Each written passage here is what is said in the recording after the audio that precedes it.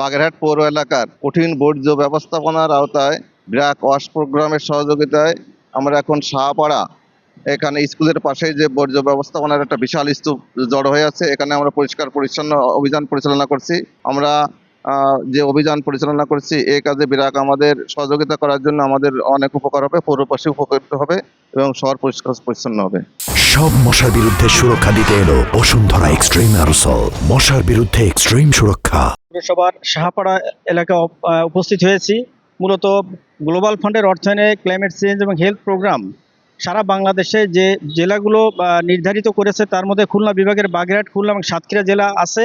মূলত এই প্রকল্পের মূল উদ্দেশ্য হচ্ছে জলবায়ুজনিত কারণে যে মানুষগুলো অভিবাসী হয় সেই মানুষগুলোর যে স্বাস্থ্যের যে ঝুঁকিটা আছে সেই ঝুঁকিগুলো নিরূপণ করে সরকারের স্বাস্থ্য বিভাগের সাথে যারা কাজ করে যাচ্ছে, বিশেষ করে পৌরসভা, এখানে আমরা বাগেরহাট পৌরসভার কর্মকর্তারা রয়েছেন, ঠিক তাদের সাথে সহায়তামূলক বাগেরহাটের আমরা ব্র্যাক এই কাজে অংশগ্রহণ করেছি। আমাদের মূল উদ্দেশ্য হচ্ছে ঝুঁকিপূর্ণ জনগোষ্ঠীর স্বাস্থ্য ঝুঁকিটা নিরূপণ করে তাদেরকে রেফার করা, স্বাস্থ্যের অধিকতর ঝুঁকিগুলো নিরূপণ করে তাদেরকে রেফার করা, এবং এই জায়গায় যাতে ডেঙ্গু, পানিবাহিত যে রোগগুলো রয়েছে, চিকুনগুনিয়া, মশাবাহিত যে রোগগুলো রয়েছে সেগুলো যাতে আস্তে আস্তে কমে আসে, প্রকোপটা কমে আসে, সেই লক্ষ্যে আমরা সরকারের স্বাস্থ্য বিভাগকে ব্র্যাকের তরফ থেকে সহযোগিতা করে যাচ্ছি। ভবিষ্যতে এই কার্যক্রম আমাদের অব্যাহত থাকবে।